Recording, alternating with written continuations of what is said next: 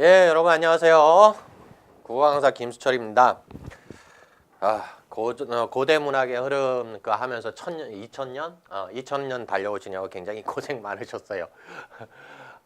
이젠 저하고 현대 문학의 흐름을 좀 살펴볼 건데 저는 뭐 2000년까지는 가지 않고 한 100년만 달려갈게요. 100년.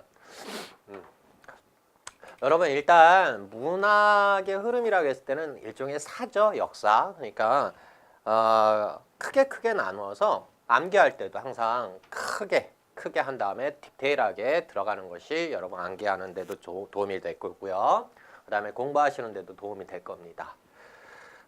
일단 시대를 좀 나눠볼 필요가 있어요. 아마 역사적인 큰 사건들을 중심으로 나누는 것이 일반적이고요.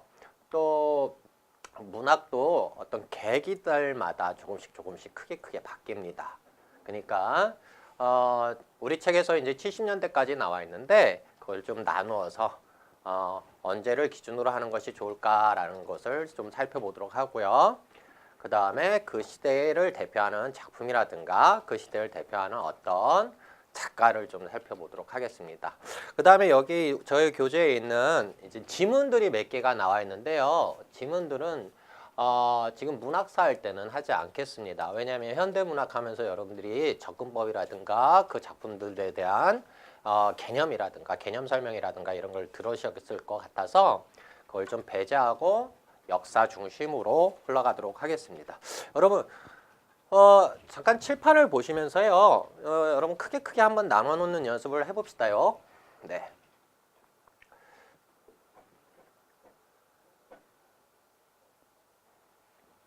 우리가 이제 고전이다, 고전문학이다, 현대문학이다라고 할 때의 기준은 언제냐면 가보개혁, 우리 가보경장이라고 하는 거죠. 연도도 기억해 놓으면 되게 쉬워요.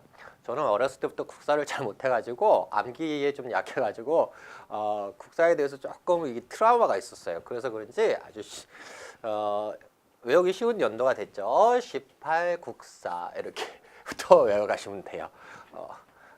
절대 욕한 거 아니에요.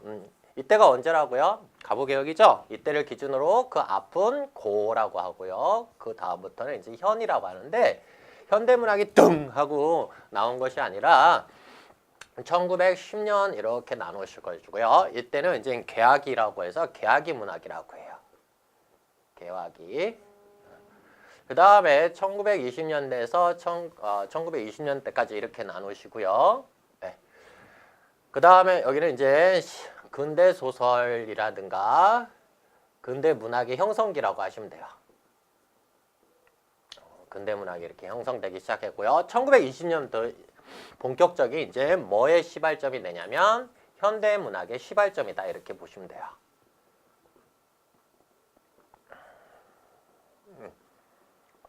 그래서 1920년대는 서양의 문해 사조들이 굉장히 많이 들어와요. 좀 이따 사조도 한번 설명해 드릴게요.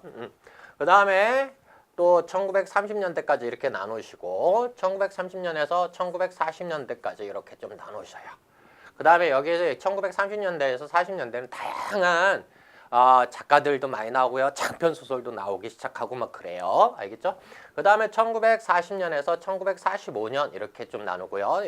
이때가 뭐가 있었어요, 여러분? 광복이 있었죠? 근데 이 사이에는 일본의 압박이 더욱 심해졌어요. 조선의 말살 정책이라든가 청일 전쟁이라든가 이런 것이 일어나기 때문에 되게 심해서 여기는 문학의 암흑기라고 해요. 문학의 암흑기. 그 다음에 1945년에서 1950년 이렇게 또 나누면 되고요. 50년에 6.25 전쟁이 있었죠. 근데 이 사이에는요. 우리가 광복은 되긴 했는데 완벽한 광복이 되지 않아요. 왜일까요? 좌익과 우익이라는 사상의 대립이 형성되기 때문이에요. 그래서 이 시대는 그런 시대고 1950년에서 1960년까지는 1950년 6월 25일에 뭐가 일어나는 전쟁이라는 것이 일어났죠. 그러니까 전쟁은 어떠한 성격을 가지게 되냐면 인간의 가치가 사라지게 돼요. 뭐 사람 죽고 사는 것이 아주 많기 때문에 인간의 삶, 인간의 생명에 대해서 그 존중하거나 존엄성이 많이 떨어지게 돼요. 그 다음에 전쟁이 일어나면 뭐예요? 모든 것이 폐허가 됐죠? 그러면 뭐 하겠어요? 그 사회를 복구하려고 노력하게 되겠죠. 그 다음에 전쟁이 나서 그냥 다시 평화가 왔으면 다행인데 우리는 어떻게 돼요? 분단이 돼요. 그래서 이때는 분단의 시기이기 때문에 그런 쪽하고 관련된 작품들이 많이 나오고요. 1960년에서 1970년대까지는요. 이 사이에는 여러분 아시죠? 1960년에서 1970년의 사회에서는 여러분 엄청난 일들이 또 많이 생기죠. 뭐가 있었을까요? 이때 굉장히 많은 것들이 있었는데 뭐 경제개발 5개년 계획이라든가 이런 것들이 생기게 되고요. 그죠? 그 다음에 1970년대에서 1980년대까지 이렇게 좀 살펴보면 이때는요. 또 뭐 이농현상이 그렇게 많이 일어나요. 그죠? 이농현상이 그렇게 많이 일어나고 그러다 보면 어떻게 되겠어요? 도시와 농촌이 빈부격차가 심해지게 되고 도시 내에서도 시골에서 올라온 사람과 기존의 기득권을 갖고 있는 사람들의 빈부격차가 심해지게 되죠. 그러면 뭐가요?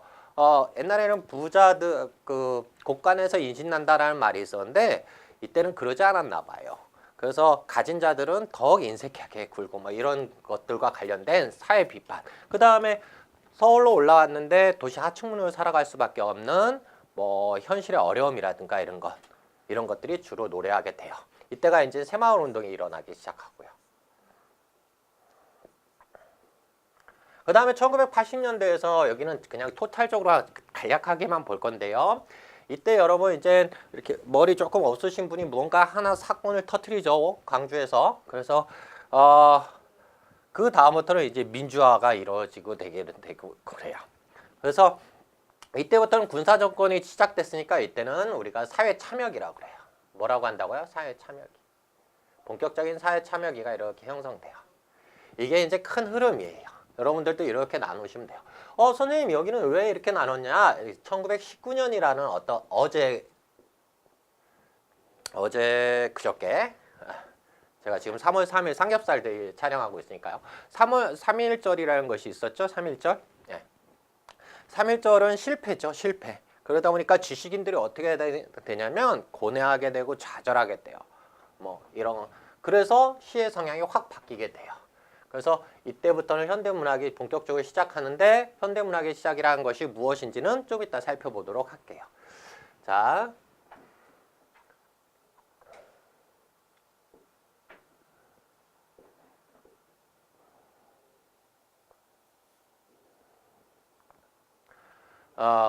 제가 좀 사조에 대해서 설명한다고 그랬죠?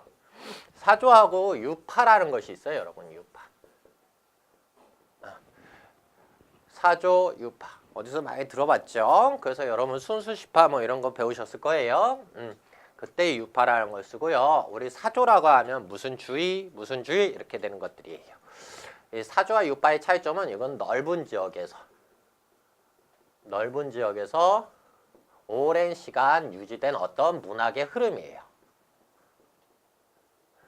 유파는요. 이거하고는 조금 개념이 작은 좁은 지역에서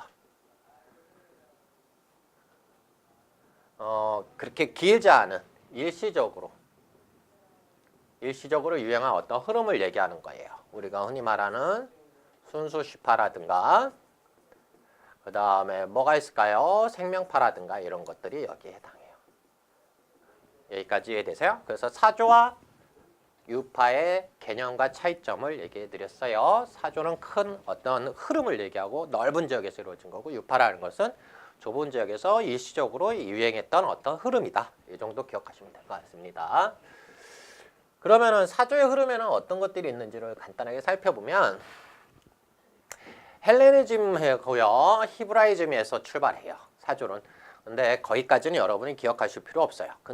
간단하게 얘기하면 헬레니즘은 인간 중심이고요. 헤브라이즘은 신 중심이에요. 알겠죠? 예. 거기에서 이제 출발하게 되는데 우리가 고전주의라는 것이 이렇게 나오게 돼요. 고전주의 하면은 누구를 생각하시면 되냐면 이제부터 제가 설명한 걸 잘 들어보세요. 고전주의 하면 누구를 생각하시면 되냐면 우리의 아버지를 좀 생각하시면 돼요. 우리들의 아버지는 어떻게 해요? 6시까지 집에 들어와야 된다. 안 들어오면요. 저 어렸을 때 우리 시골 동네 누나들 머리 많이 깎였어요. 머리 자르고 막 치마 찢고 그러셨다고요.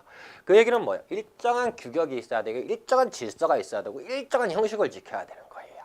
여기까지 이제 이해돼서요. 여기서는 우리들의 아버지 정도 이렇게 생각하시면 돼요. 그래서 균제와 질서,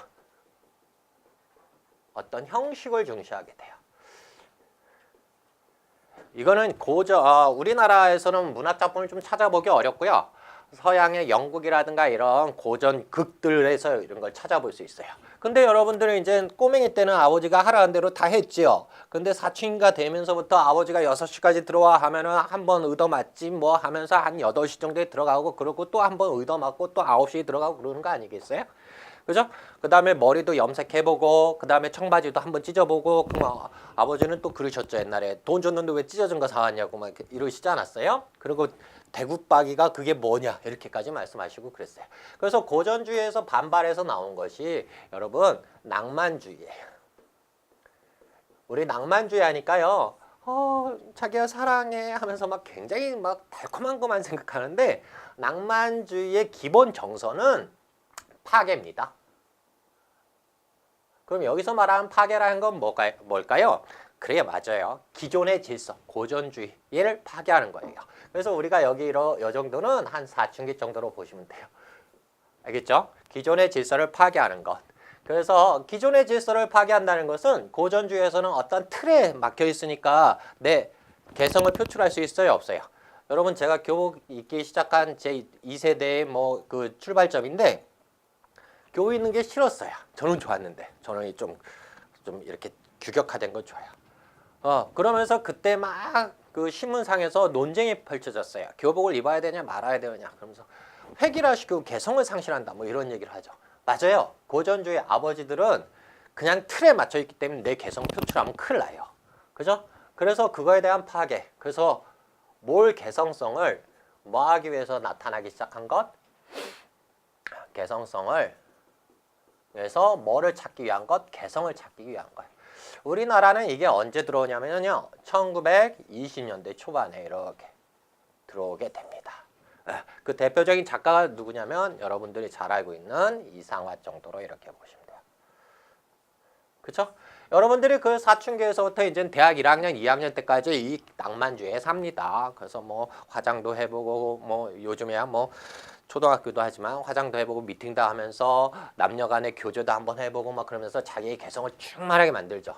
그럼 대학 3학년 남자들은 군대 갔다 오면 뭘 하냐면 현실을 보게 돼요. 현실. 너무 낭만으로 살면 안 되겠다. 낭만주의는 감정을 중시하는 거거든요. 근데 이렇게만 살 수 없잖아요. 애처럼 세상을 살 수 없잖아요. 그러다 보니까 이제 뭐를 바라보게 돼요. 맞아요. 낭만주의에서 반대돼서 나오는 것이 이제 사실주의라는 것이 이렇게 나와요. 이제 철들었다 하는 20대 중반 정도가 되겠죠. 그럼 사실주의라는 건 그럼 뭐겠어요? 현실을 이제 직시하게 돼요. 즉, 내가 이렇게 살아서는 안 되겠다. 내가 회사에 가야 되고 또 생활을 해야 되니까 뭐로 해야 되겠다? 돈을 벌어야 되겠다. 그러기 위해서는 취직하려면 나는 뭐를 만들어? 스펙을 만들어야 되겠다. 아니다. 난 대학 때까지 펑펑 먹고 놀았는데 대학 2학년, 3학년 되는 순간 이 사회는 너무 많다. 대학 나온 사람들이 너무 많다. 그리고 취업하기도 어렵다. 그러면 나는 뭐 후세나 내 삶을 위해서 공무원을 해야 되겠다 해서 여러분 공부하시는 분들이 다 요거예요. 처음에는 막연히 공부하러 오시겠죠. 아무튼 현실을 바라봤기 때문에 오는 거예요. 현실을 직시하게 되죠. 이거는 현실의 문제에 초점을 두고요. 현실을 어떻게 해결해 갈까를 하는 것이 사실주의예요.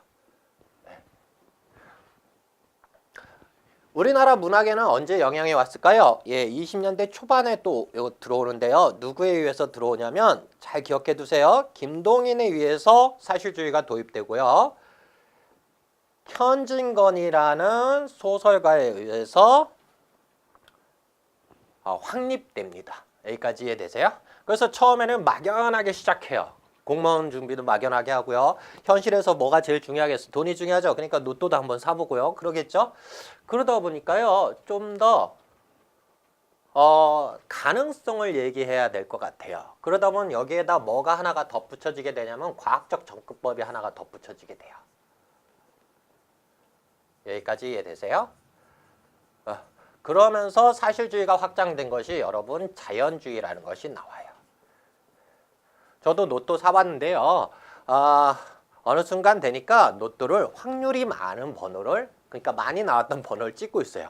확률상 자주 나오니까 그게 될 가능성이 높다고 생각한 거죠. 이것도 일종의 과학적 접근법이라고 보시면 돼요.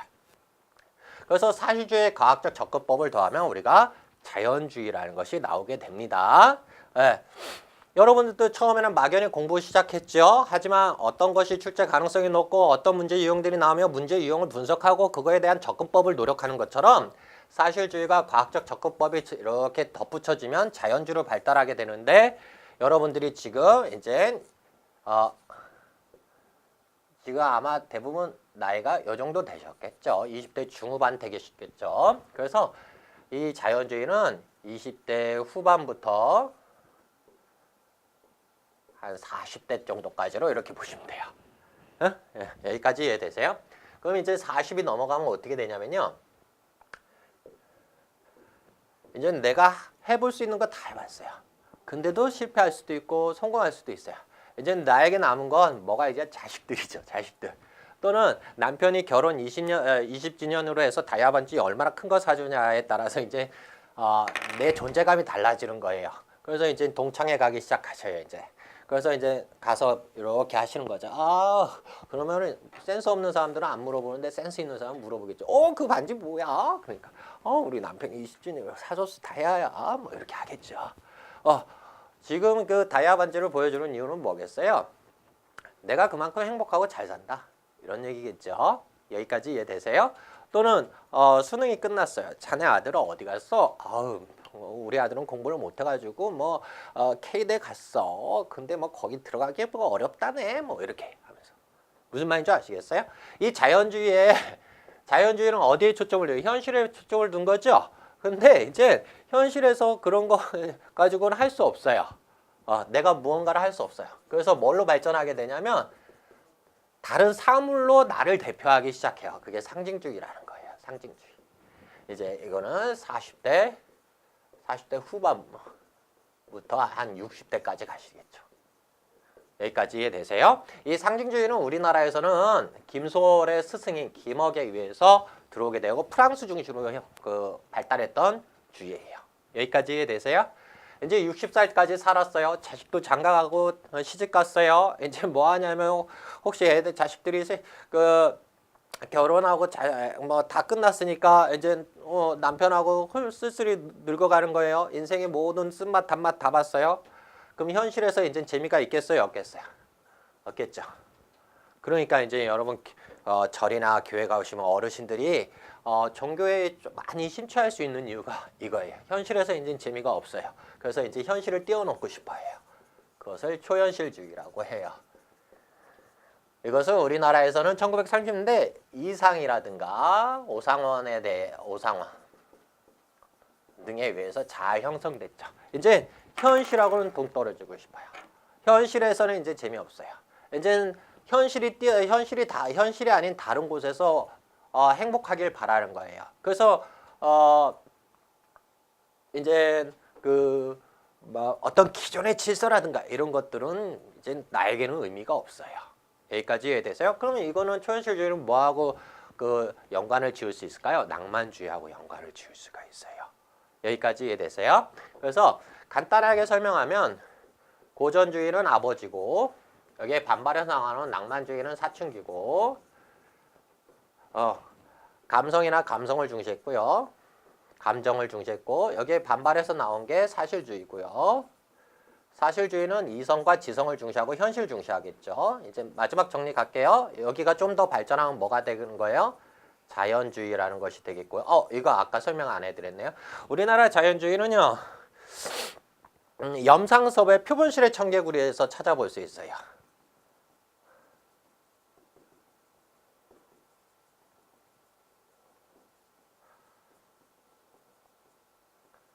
어느 부분에서 찾아볼 수 있냐면요. 개구리 해부하는 장면을 찾아볼 수 있는데 개구리 배를 갈랐더니 김이 모락모락 났다. 이런 표현이 있어요. 그런데 이게 자연주의다 아니다라고 문제되는 부분도 거기에요. 근데 잘라서 김까지 나는 것을 묘사했다는 얘기는 좀 더 가까이로 봤다는 얘기거든요. 그죠? 예, 좀 더 밀착해서 관찰해 봤다는 얘기인데 사실 관찰을 안 하셨나 봐요. 왜 그러냐면 개구리는 변온동물이라서요. 배를 갈라도 김이 나지 않아요. 그래서 그 부분 때문에 자연주의다라는 평가를 받는 반면에 그 부분 때문에 자연주의가 아니다라는 평가도 받는 아주 이상한 부분이 되어버렸어요. 아무튼 자연주의 다음에는 이제 뭐가요? 상징주의가 오고요. 대신 다른 것들로 자기를 표현하려는 거죠. 상징주의. 그 다음에 이것이 이제 뭘로?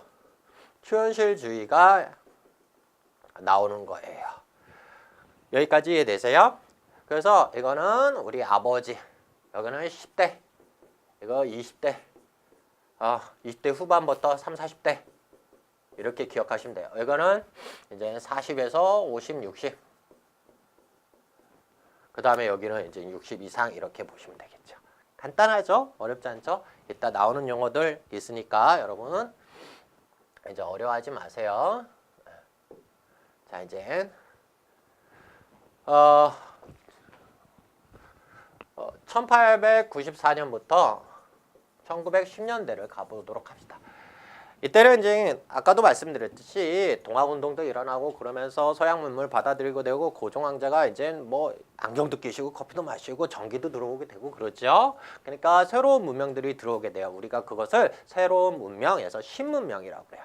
신문명을 받아들이게 되니까 그것들을 예찬하는 글들이 쓰여지게 될 거고요. 또는 기존의 틀에선 조금 벗어난 새로운 서양의 어떤 문화 경태를 취하게 되겠죠. 그래서 대표적인 것이 이제 개화가사라는 것들이 이렇게 나오게 되고요. 그 다음에 창가라는 것이 이렇게 나오게 되는데 개화가사는 말 가사의 개화와 관련된 문물이라든가 사상을 표현했다 이런 얘기죠. 그래서 동심가라든가 뭐 이런 것들이 여기에 해당합니다. 동심, 마음이 하나 돼야 된다 이런 얘기고요. 창가라는 것은요. 가사는 서원보죠. 창가는 사문보예요. 여러분 기억나시는지 모르겠는데 혹시 교가 학교 다닐 때 교가 생각나세요? 교가?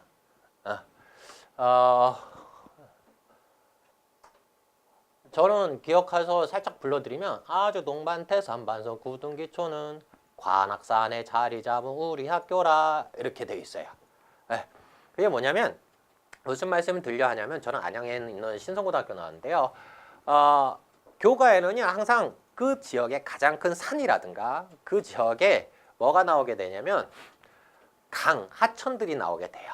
한번 잘 생각해 보세요. 그게 다 창가의 영향이에요. 이 창가는 서양의 찬송가의 영향하고도 영향을 받아서 거기에 개화성을 갖춘 것이 이제 창가로 형성되는 거예요.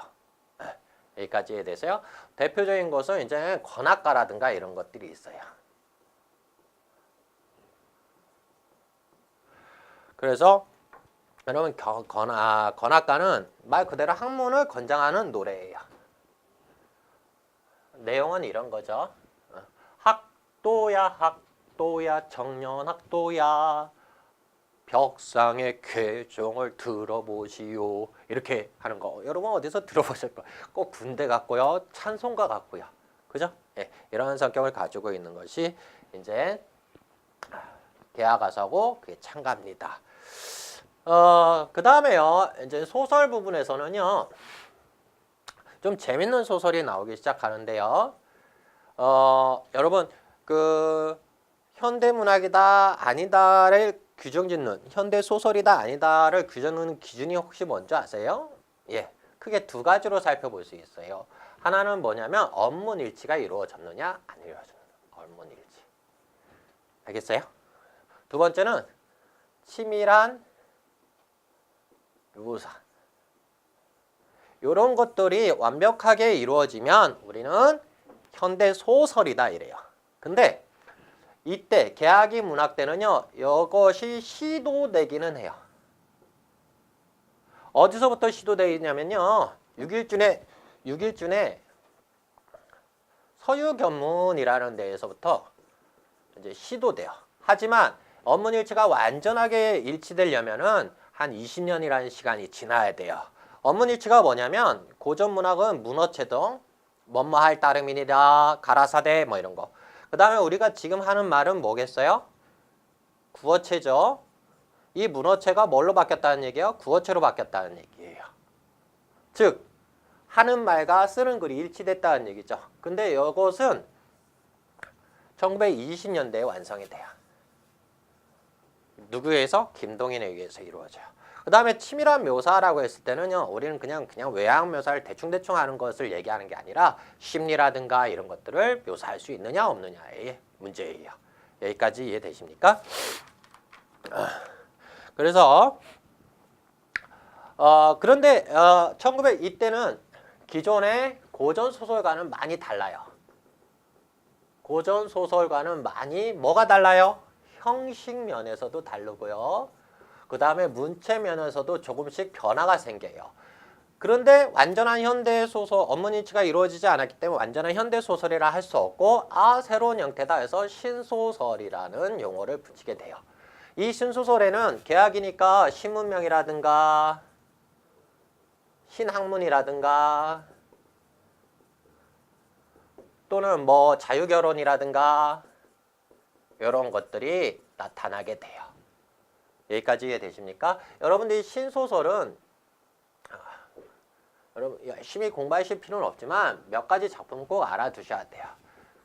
최초의 신소설은 여러분 뭐예요? 이인직의 혈애누죠. 혈애누. 그 다음에 안숙선의 안숙선이 아니죠. 안국선의 금수회록은 꼭 기억하셔야 돼요.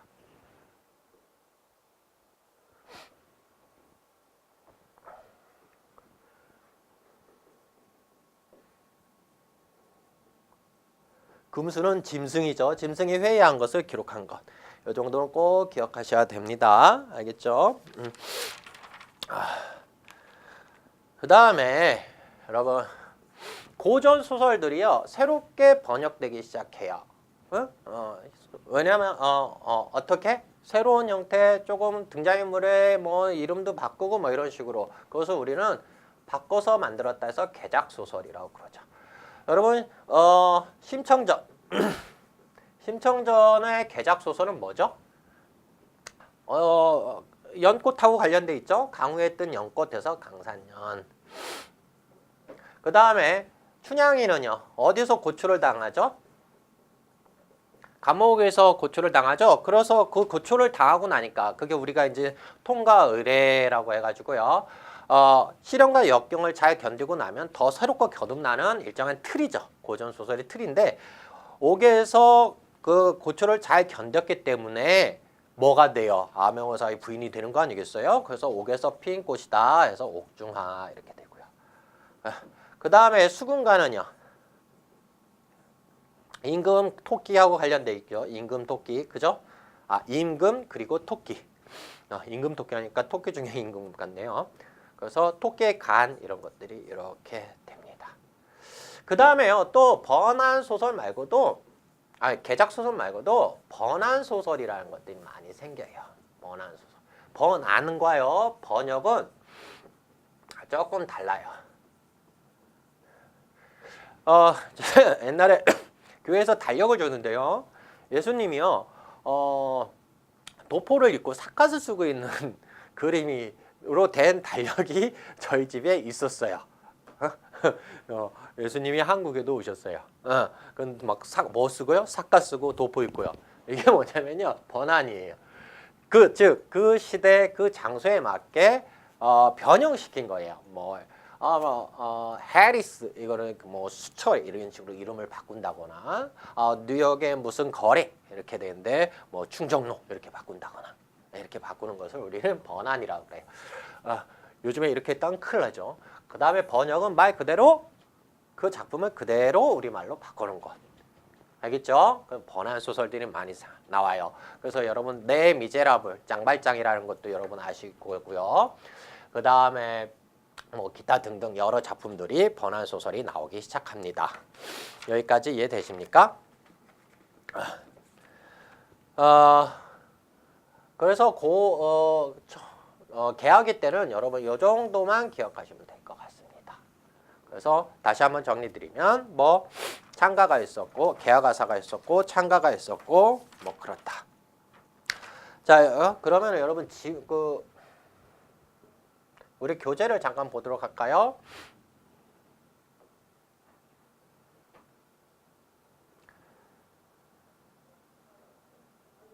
자, 보도록 합시다. 현대문학에는 개학이 여러분이 기억하셔야 하는 건 개학의 개념은 서양 문물을 받아들여서 봉건적 사회에 타표하고 가던 시기였다.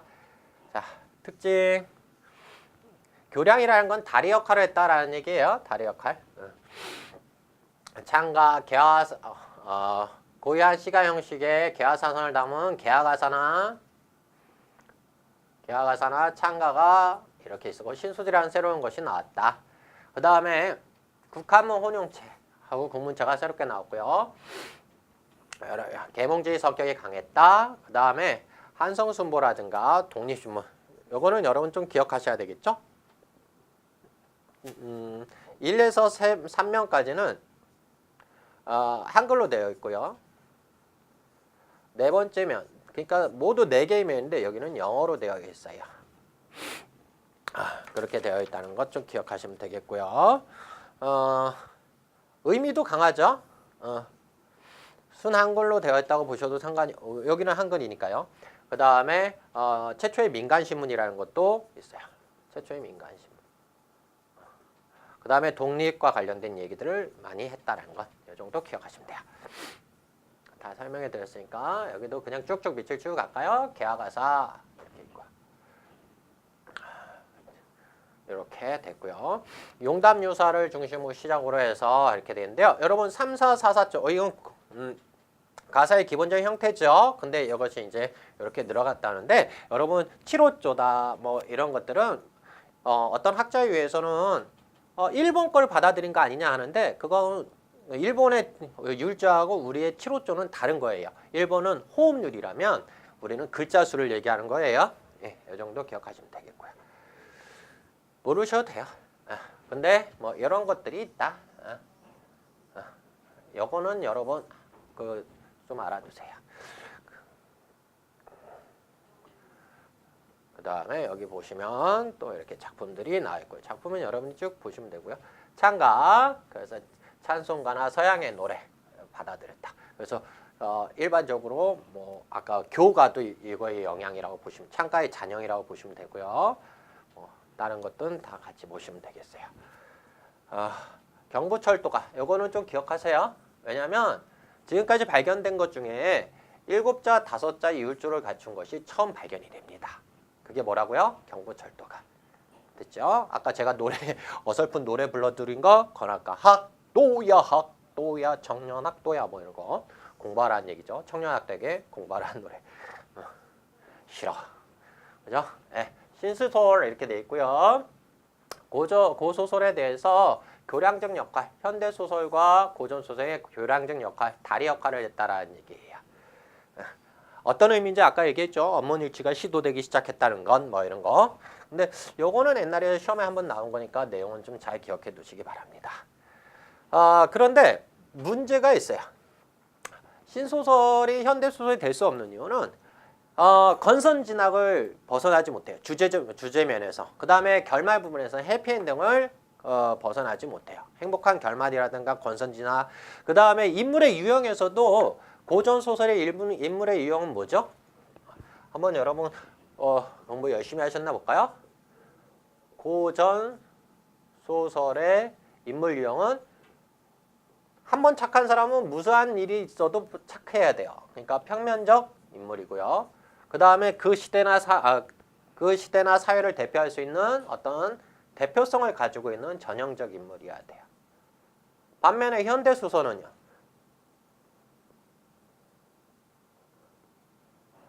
성격이 변하죠? 그걸 우리는 입체적이라고 그러고요. 그 다음에 전형적 어떤 시대나 사회를 대표하는 것보다 개인을 더 중시하죠. 그래서 뭐라고 그래요? 개성적 인물이라고 합니다. 여기까지 이해되세요? 네. 근데 이걸 좀 벗어나기가 어려웠어요. 그러면 여기서 조금 더 확장시켜서요. 현대 소설이 추구하는 소설의 이상적 인물형은 뭘까요? 인물형은 뭘까요? 한번 맞춰보세요. 뭘 것 같아요? 뭘까요? 맞아요. 무엇이냐면요. 개성을 가지고 있어야 되면서 또 현 시대를 대표할 수 있어야 돼요. 잘 기억하세요. 이것도 한번 출제된 적이 있으니까요. 예. 현대소설에서의 이상적 인물형은 뭐다? 개성적이면서 전형적이어야 된다. 예. 아무튼 구성이 뭐 시간의 흐름에 따른 거라든가 아니면은 인물의 유형이 뭐 고전 소설처럼 전형적이고 평면적이라든가 권선징악의 뭐 이런 주제면을 벗어나지 못한 한계를 갖게 되죠. 하지만 여기 교량적 역할이라고 하는데요. 교량적 역할을 다른 말로 과도기다 이렇게 보셔도 돼요. 과도기. 됐어요? 네. 과도기 역할을 했다는 것. 아주 중요한 의미예요. 그래서 여러분이 꼭 기억하셔야 하는 거 이거. 소설은 청일전쟁이라고 되어 있지 않아요. 일천전쟁으로 되어 있어요. 그래서 이인직이 친일파다 이런 얘기를 합니다. 친일한 것도 맞죠. 그건 중요치 않아요. 국어 시간에는. 그 다음에 요거 기억하시고요. 요거. 그 다음에 안국선에 요거 기억하셔야 됩니다. 요거. 됐죠? 아까 다 설명해 드렸어요. 문제 여러분 아주 쉽게 풀 수 있고요. 여기에 보시면 금수회록이 이렇게 나와 있어요. 금수회록은 2000년 초반에 아주 옛날에 잘 나오던 지문입니다. 까마귀 반포지요 이렇게 해서요. 그걸 요약 정리해 놓은 게 여기입니다. 이렇게. 됐죠? 우화소설 페이블스라고 여러분 아시죠? 우화. 잘 기억하시면 돼요. 그리고 짐승들도 기억하셔야 돼요. 짐승들. 이렇게. 그 다음에 아무래도 역사의식을 고취시켜야 되겠죠. 역사의식을 고취시키기 위해서는 민족의식이라든가 역사의식을 강조하기 위해서는 정기문이 딱이겠죠. 그래서 을지문덕이라든가 뭐 이런 사람들을 이순신이라든가 이런 사람들을 이렇게 영웅화시켜서 소설이 나오기 시작합니다. 그 대표적인 것들이 이제 신채호의 여기 두 개 다 나왔네요. 을지문덕과 뭐 그다음에 강감찬, 애국부인전 뭐 이 정도로 기억하시면 되고요. 여러분 장지연은 어디서 많이 들으셨죠? 연예인이하고 비슷한데 이게 아니라 여러분 매일신문 신보라고 아세요? 아니죠. 황성신문이라고 들어보셨어요? 장지연 뭐죠? 시리아 방송대곡이라는 것이 이렇게 써서 더 유명해져. 자, 여기까지 이렇게 살펴보면 이게 이제 1910년까지 왔어요. 1910년에는요, 여러분들이 그냥 쉽게 기억하시면 돼요. 뭐다? 1910년대는 이인문단 시대다. 누구야? 춘원, 이광수, 육당, 최남선. 이렇게 기억하시면 돼요. 여러분 이광수 하면 생각나는 것이 뭐예요? 최초의 근대 장편 소설이라고 하는 뭐요? 무정. 아주 획기적인 사건이었죠. 최남선 하면 뭐야? 이제 신채시라는 것이 하나가 나타나게 돼요. 신채시라 아까 신소설이 무슨 개념이라고 그랬어요? 새로운 형태의 소설이다. 그럼 신채시는 뭐겠어요? 새로운 형태의 시다라는 얘기죠. 여기까지 이해되십니까? 그 다음에 이때 이제 뭐가 들어오기 시작하냐면 그 1910년대 후반에 이제 사조가 들어오기 시작해요. 자, 이제 가도록 합시다. 1910년대는 대표적인 문문에서는 신채시를 우리는 살펴볼 수가 있어요. 새로운 형태의 시다라는 얘기인데 최남선의 대표적인 작품이 있죠. 뭐가 있어요? 해에게서 소년에게. 옛날에 이 해가 뭐냐라는 시험 문제가 출제된 적이 있는데요. 이 해는 뭘까요? 1번 선, 하늘에 있는 선. 그 다음에 2번 바다, C. 뭘까요? 네, 맞아요. C예요. 그래서 이 바다는 뭘로 표현되어 있냐면 힘차게 밀려들어오는 근대 문명에 대해서 얘기하고 있고요. 그 다음에 이 소년이 곧 이 새롭게 들어오는 현대 문명이라든가 근대 문명에 대해서 대처할 수 있고 미래를 긍정적으로 끌어갈 수 있는 가장 이상적 인물로 설정되어 있어요. 그래서 바다에서 그 바다가 쳐오는 것은 철썩 척구름캉 이렇게 읽으면 안 되고요. 물결이 힘차게 쳐들어오는 것처럼 읽어야 돼요. 어떻게? 철썩 척구름캉 이렇게 읽어야 돼요. 무슨 말인지 아시겠어요? 그만큼 힘차게 들어오는 현재 문명. 아무래도 1910년대는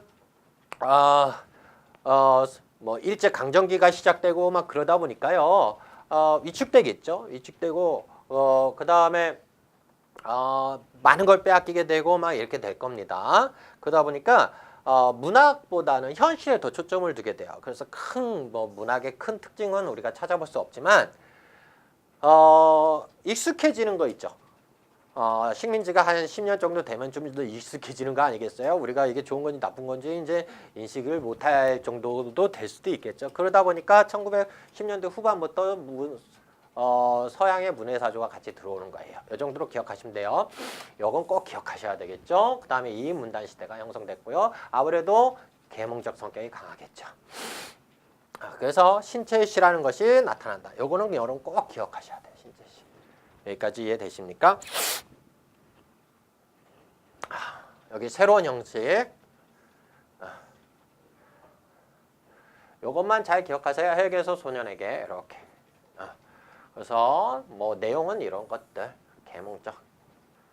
네, 이 정도 기억하시면 돼요. 내용은 그렇다는 거. 여기 읽을 때 어떻게 해야 된다고요? 철썩 척싹 이렇게.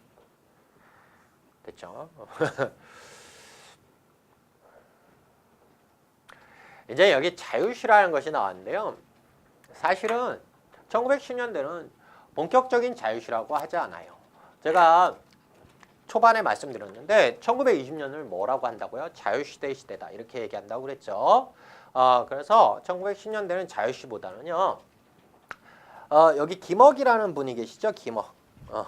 그 다음에 주유한 이렇게 계시는데 여러분 주유한 하면 지금까지 발견된 최초의 자유시다. 뭐 이렇게 우리가 암기했었죠. 수시적에. 물놀이 그냥 이 정도 기억하시면 되고요. 사실은 김억은 봄날은 간다라는 것보다는 프랑스에서 유행하고 있던 문해사조가 있었어요. 그게 뭐예요? 상징주의, 상징주의. 네. 프랑스의 상징주의를 받아들이게 돼요. 받아들이게 돼서 우리나라의 그 상징주의 시들을 번역해서 세상에 알려주게 되는 선구자 같은 역할을 하시죠. 김억이 누군지 혹시 아십니까? 김억이 김소월의 스승이에요. 김소월의 스승. 근데 호가 좀 이상해요. 이렇게 돼요, 호가. 그래서 김소월의 스승이고 영어 선생인가 뭔지는 모르겠지만 학교 선생님인데요. 이분이 오네무도, 해파리의 노래 이런 거 기억나시죠? 이런 것들이 다 뭐하고 관련되어 있는 시냐면 상징주의와 관련된 시라는 것. 그래서 여기 20년대 자유시는 별로 기억하지 마시고 김억에 의해서 프랑스의 상징주의 시가 세상에 알려지게 되었다. 이 정도로 기억하시는 것이 더 좋을 것 같아요. 이제 근대 소설이라는 것이 나와요. 여러분 아까 이 앞에 뭐예요? 신소설이죠? 그 전에는 고전 소설. 이제 근대 소설이 오면서 이게 무엇으로 발달하게 되냐면 현대 소설로 이렇게 발달하게 되는 거예요. 근대 소설의 대표적인 것은 아무래도 무정이겠죠, 무정. 신소설이라고 하지 않고 근대 소설이라 하는 이유는 아까도 말씀드렸듯이 뭐가 이제 더 많이 이루어졌겠어요. 어문일치가 이루어지고요. 두 번째, 완전하게 이루어진 거 아니에요. 대단한 수준까지 올라가요. 대단한 수준까지. 그 다음에 묘사가 이루어지고요. 세 번째, 인물의 성격들이 바뀌게 되고요. 그 다음에 주제가 건선진학은 아니에요. 이제 주제가 과거의 건선진학의 천편일률적인 이런 주제에서 벗어나기 시작하기, 성격이 바뀌기 시작하고, 어린이생이라든가 소년의 비애 뭐 이런 것들이 있는데 여러분 이 녀석을 꼭 기억하셔야 돼요. 1917년 이렇게 되어 있는데 뭐 시험 문제 가장 많이 나오는 것은 삼낭진 수해복구 장면이죠, 그죠? 그리고 또 서로 사랑하던 사랑하던 삼각관계가 이렇게 형성되는데 그 삼각관계가 인간의 질투나 감정이 뭐 삼낭진에서 수해 현장을 이렇게 같이 하면서 도우면서 뭐 하는 거? 민족성으로 극복된다는 거. 근데 무정의 단점도 있어요. 거기서 우리는 배워야 합니다. 신학문을 배워야 됩니다. 이렇게 얘기하죠. 신학문을 배워야 된다고 하는데 왜 배워야 되는지에 대해서는 나오지 않아요. 그러니까 막연히 근대 문명에 들어오니까 근대 문명을 배워야 된다고는 얘기를 하는데 배워서 뭐 어떻게 하겠다는 거에 대한 미래를 제시하지는 못했다는 한계를 받고 있어요. 평가로. 이 정도 기억하시면 될 것 같습니다. 그래서 여러분 작품은 여러분들이 이렇게 보시면 될 것 같고요. 이제 극문학이 나오기 시작하는데요. 원각사, 협률사, 원각사가 있는데 여러분 이거 옛날에 과거 공무원 문제 이런 게 잘 나왔어요. 협력사 지금까지 기록에 의하면 최초의 국립극장. 나라에서 세운 국립극장. 그 다음에 이거 뭐예요? 이거 원각사 최초의 민간극장. 이라는 것. 그래서 민속궁을 쇠퇴하고 창극이 발생하는데 창극이라는 것은 여러분 가끔 보시죠? 이렇게 서양의 극 형식에 우리의 판소리 형식이 합쳐진 것.